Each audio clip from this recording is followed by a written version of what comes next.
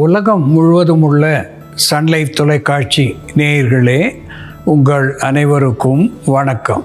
இது நாட்டு மருத்துவம், நலம் தரும் மருத்துவம், எல்லோருக்கும் ஏற்ற பக்க விளைவுகள் இல்லாத பாதுகாப்பான பணச்செலவுகள் இல்லாத மருத்துவம்.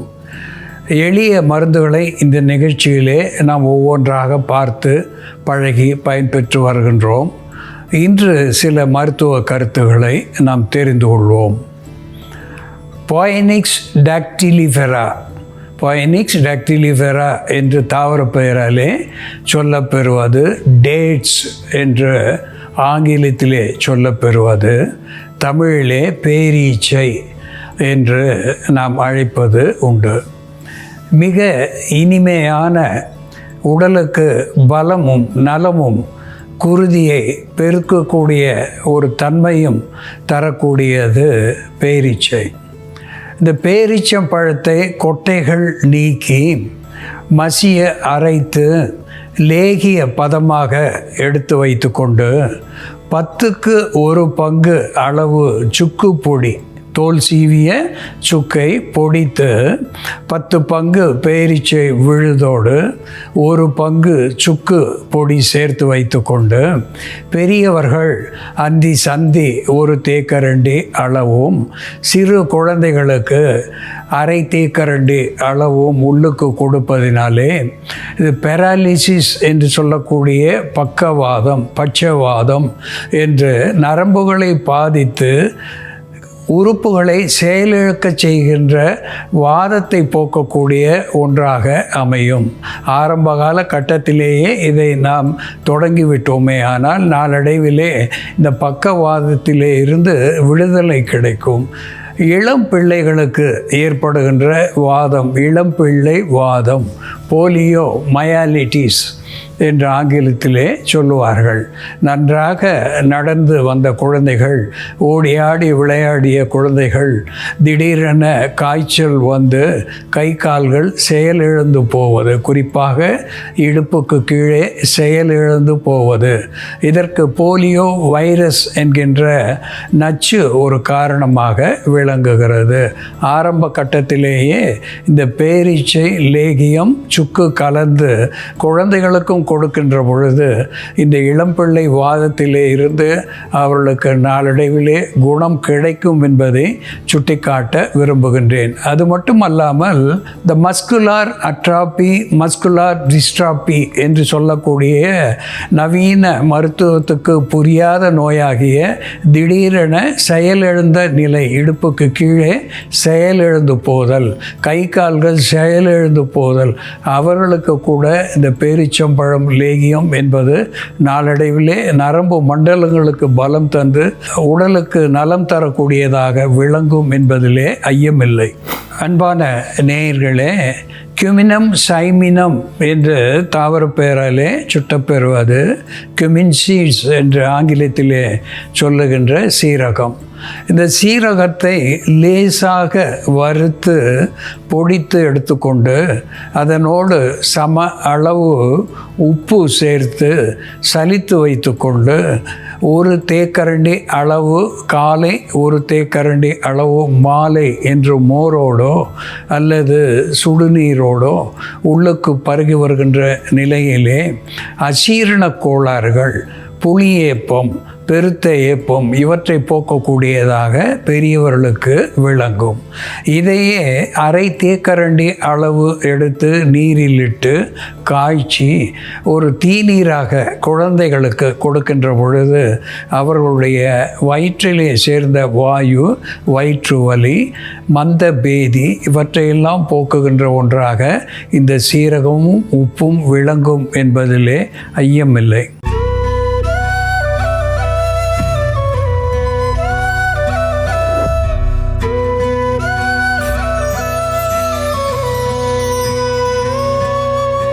பிம்பினெல்லா அனீசம் என்ற தாவர பெயராலே சுட்டப்பெறுவது கேரம் சீட்ஸ், அனீஸ் சீட்ஸ் என்று கூட ஆங்கில பெயரை பெற்றிருப்பது சோம்பு என்று தமிழிலே சொல்லப்பெறுவது பெத்த ஜிலகரா என்று பெரிய சீரகம் என்கின்ற பொருளிலே தெலுங்கு பாஷையிலே இதற்கு பெயர் ஸ்தூல ஜீரகம் என்று, அதே அர்த்தத்திலே பெரிய ஜீரகம் என்று சமஸ்கிருத பெயரை இது பெற்றிருக்கிறது. இந்த சோம்பு ஒரு அற்புதமான கார்மினேட்டிவ் என்கின்ற வகையிலே அகட்டுவாயு அகற்றியாக பயன் தருகிறது. அது மட்டுமல்லாமல் மூக்கை பற்றிய நோய்களை இது போக்கச் செய்யக்கூடியதாக, சுவாச பாதையை சீர் செய்யக்கூடியதாக விளங்குகிறது. பீனிசம் என்று சொல்லக்கூடிய மூக்கிலே நீர் ஒழுகுதல், சைனசிட்டிஸ் என்கின்ற வகையிலே தலை நீர் ஏற்றம், தலைபாரம், அதனாலே ஏற்படுகின்ற தும்மல், இவை போன்றவற்றை இது போக்குவதிலே வல்லமை உடையதாக விளங்குகிறது. அதோடு கூட இன பெருக்க உறுப்புகள், ஆண் பெண் இருபாலருக்கும் இனப்பெருக்க உறுப்புகளிலே ஏற்படுகின்ற யோனி பேதம் என்று சொல்லுவார்கள். யோனி நோய்கள், ஆண் உறுப்பு பெண் உறுப்பு அவை சம்பந்தப்பட்ட உறுப்புகளிலே ஏற்படுகின்ற அத்துணை நோய்களையும், குறிப்பாக லுகேரியா, கொனேரியா என்கின்ற வகையிலே இருக்கின்ற நோய்கள், கருப்பை வீக்கம், இவற்றையெல்லாம் போக்குகின்ற ஒன்றாக விளங்குகிறது. காசம் என்று சொல்லுகின்ற டியூபர்குலோசிஸ் என்கின்ற நோயையும் போக்குகின்ற ஒரு அருமருந்தாக இந்த சோம்பு விளங்குகிறது. இந்த காசத்தை பற்றிய என்புருக்கி என்று சொல்லுவார்கள். உடலை உருக்குவது, இருமல் வருவது, ஹெமப்டிசிஸ் என்று சொல்லுகின்ற வகையிலே இரும்புகின்ற பொழுது சளியோடு குருதி கலந்து வருவது, இப்படிப்பட்ட நிலையெல்லாம் போக்கக்கூடிய ஒன்றாக இந்த சோம்பு விளங்குகிறது. இதனோடு ரோசா டாமசினா என்று தாவர பெயராலே சுட்டப்பெறுவது, ரோஸ் என்ற ஆங்கில பெயரையும் ரோஜா என்று நாம் பல இந்திய மொழிகளிலேயும் சொல்லக்கூடிய ஒன்று. ரோஜா ஒரு அஸ்ட்ரிஞ்சன்ட் என்று சொல்லக்கூடிய வற்றச் செய்யும் தன்மையுடையதாக இருந்து புண்களை ஆற்றக்கூடியதாக திகழ்கிறது. அதோடு கூட இதை நாம் காய்ந்ததாகவோ பசுமையாகவோ ஏதேனும் ஒரு வகையிலே எடுத்துக்கொள்ளுகின்ற போது அது உறுப்புகளிலே இருக்கின்ற புண்களையும் வீக்கத்தையும் ஆற்றக்கூடிய தன்மையுடையது. இந்த HB என்று சொல்லக்கூடிய ஹீமோகுளோபினை அதிகரிக்கக்கூடிய ஒரு இரும்பு சத்துவத்தை இது பெற்றிருக்கிறது. இது இதய ஓட்டத்துக்கு, இதயனுடைய ஆரோக்கியத்துக்கு பலம் தரக்கூடியதாக இந்த ரோஜா விளங்குகிறது. புறமருந்தாக பயன்படுத்துகின்ற பொழுது கூலண்ட் என்கின்ற வகையிலே தோலுக்கு குளிர்ச்சி தருகிறது, பல்வேறு தோல் நோய்கள் வாராமல் தடுக்கக்கூடியதாக விளங்குகிறது. இதனோடு கிளிசரைசா கிளாப்ரா என்று சொல்லக்கூடிய அதிமதுரம், அதிக இனிப்புடையது என்று நாம் ஏற்கனவே பார்த்திருக்கின்றோம். அதிமதுரம் ஒரு கிளிசரின் என்று சொல்லக்கூடிய வேதிப்பொருளை உள்ளடக்கி இருப்பதனாலே அது வீக்கத்தை வற்றச் செய்ய உதவுகிறது. குருதியை நீர்மைப்படுத்தி இரத்த நாளங்களிலே எளிதாக குருதி பயணிப்பதற்கு இது வகை செய்கிறது. வைரஸ் என்று சொல்லுகின்ற நுண்கிருமி நோய்களிலே இருந்து இது நமக்கு விடுதலை தருகிறது. ஹெப்படோ புரொடெக்டிவ் என்கின்ற வகையிலே இருவித ஈரல்களுக்கும் நலம் தருகிறது, பலம் தருகிறது. அதோடு கூட நுரையீரல் கோளாறுகளை போக்கக்கூடியதாக விளங்குகிறது. இந்த சோம்பு, அதிமதுரம், ரோஜா இவை மூன்றும் சேர்ந்து எப்படி மருந்தாகிறது என்று செயல்முறையிலே பார்ப்போம். வாருங்கள் நேயர்களே, நாம் இன்னைக்கு சோம்பு, ரோஜா இதழ் மற்றும் அதிமதுரத்தை பயன்படுத்தி மலக்குடல் மற்றும் பெருங்குடலில் உள்ள புண்களை ஆற்றக்கூடிய ஒரு மருந்து, மலச்சிக்கலை சரி செய்து வயிற்று கோளாறுகளை சரி செய்யக்கூடிய ஒரு மருந்து எப்படி தயார் பண்ணுறதுன்னு பார்க்கலாம். இதற்கு தேவையான பொருட்கள்: சோம்பு, ரோஜா இதழ்கள், அதிமதுர பொடி, பசும்பால். நம்ம ஒரு நாளைக்கான மருந்து தயார் பண்ணுறதுக்கு அரை தேக்கரண்டியிலேருந்து ஒரு தேக்கரண்டி வரைக்கும் சோம்பு எடுத்துக்கலாம். சோம்பு லேசாக வறுத்துடலாம். நம்ம ஃப்ரெஷ் ரோஜா இதழ்கள் இருந்ததுன்னா இந்த மாதிரி தினம் வறுத்து ஃப்ரெஷ்ஷாக ப்ரிப்பேர் பண்ணிக்கலாம். அப்படி இல்லைன்னா உலர்ந்த ரோஜா இதழ்கள், சோம்பு, அதிமதுர பொடி இதெல்லாம் சேர்த்து நம்ம ஒரு சூர்ணமாக தயார் பண்ணி வச்சுக்கிட்டு நம்ம தினமும் தேவையான பொழுது அந்த மருந்தை பாலோட சேர்த்து தயார் பண்ணிக்கலாம். இந்த சோம்பு வறுபட்டதும் இதோட நம்ம ரோஜா இதழ் சேர்த்து அரைச்சிடலாம். ரோஜா இதழ்கள், உலர்ந்த ரோஜா இதழ்கள் ஒரு பிடி அளவு, இதோட ஒரு 1/4 தேக்கரண்டி அளவு அதிமதுர பொடி.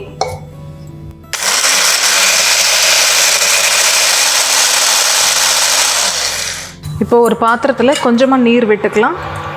நீர் ஒரு 30லிருந்து 50 ml வரைக்கும் நீர் விட்டுக்கலாம்.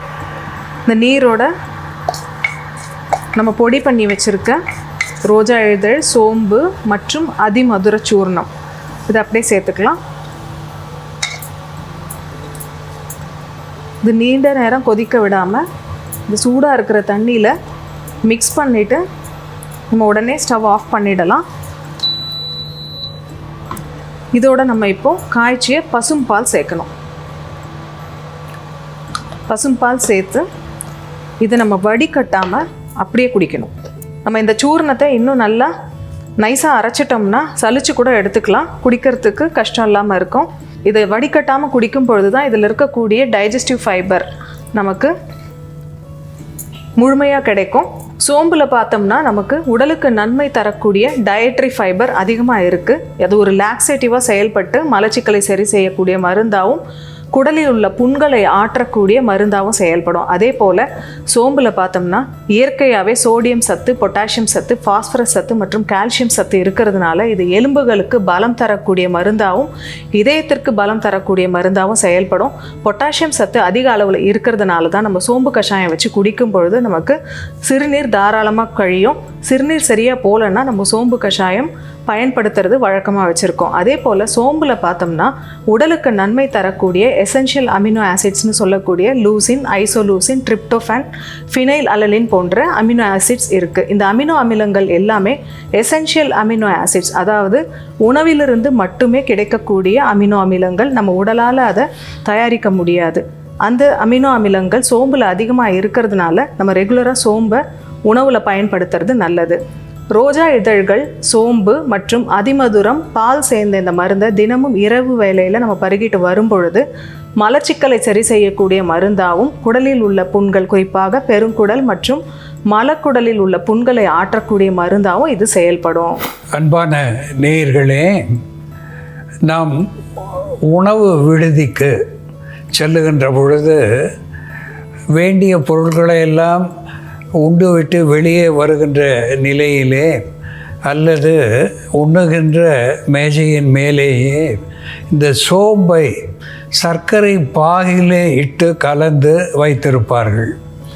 அது எதற்கு என்று நாம் பார்க்கின்ற நிலையிலே நாம் உண்ட உணவு செரிமானம் ஆவதற்கு, அது மட்டுமல்லாமல் வாயிலே இருக்கின்ற த பேட் ஓடர் என்று சொல்லக்கூடிய துர்நாற்றத்தை போக்குவதற்கு, இவை இரண்டிற்கும் அந்த சோம்பை உணவு விடுதிகளிலே வைத்திருப்பார்கள்.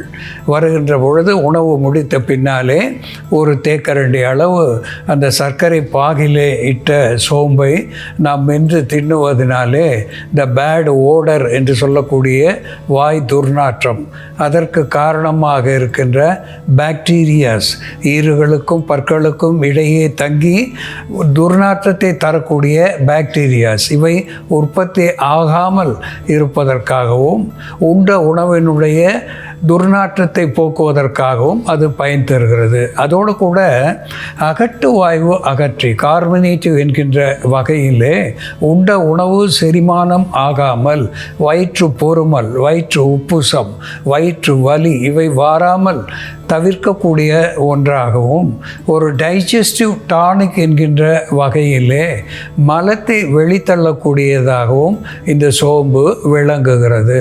தனிப்பட்ட வகையிலே இந்த சோம்பை ஒரு தேக்கரண்டி அளவு சூரணமாக எடுத்துக்கொள்ளுகின்ற பொழுது பழைய மலம் என்று சொல்லுவார்கள், நாள்பட்ட மலம் சேர்ந்து ஒரு வாரக்கணக்கிலே அல்லது சில நாட்கள் ஆகாமல் இருக்கின்ற மலம் கெட்டியாகி ஆகி வெளிவர சிரமத்தோடு இருக்கின்ற நிலையிலே அந்த பழைய மலத்தை கரைத்து வெளித்தள்ளக்கூடிய ஒரு மைல்டு லாக்ஸேட்டிவ் என்கின்ற மருத்துவ குணத்தை சோம்பு பெற்றிருக்கிறது.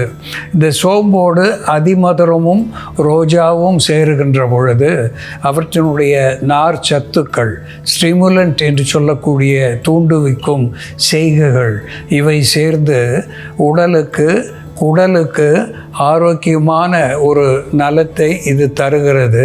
இதனாலே அழுக்குகள் வெளியேறுகிறது. அழுக்குகள் வெளியேறுகின்ற பொழுது உடல் பரிசுத்தமாகிறது என்பதை நாம் மறத்தல் ஆகாது.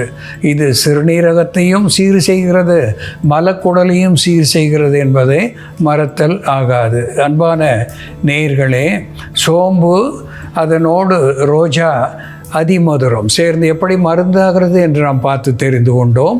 இதுபோல வேறு ஒரு மருத்துவ குறிப்போடு நாம் மீண்டும் சந்திப்போம். நன்றி, வணக்கம்.